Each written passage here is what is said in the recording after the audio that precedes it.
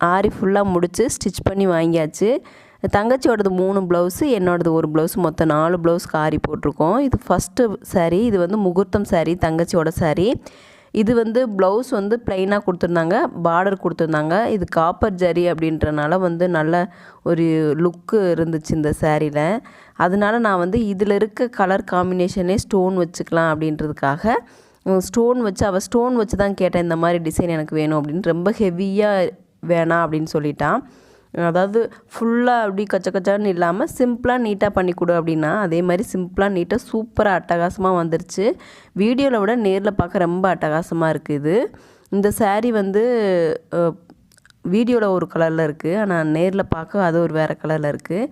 இது ரொம்ப நீட்டாக வந்துருச்சு, நீட்டாக அமைஞ்சிருச்சு. இந்த ப்ளவுஸு எல்போ ஸ்லீவு, லைட்டாக பஃப் வச்சுருக்கோம். அப்புறம் இந்த குஞ்சத்துக்கு வந்து ரொம்ப ஹெவியாக வைக்க வேணாம் அப்படின்றதுக்காக இந்த மாதிரி குட்டி குட்டி மணியாக வந்து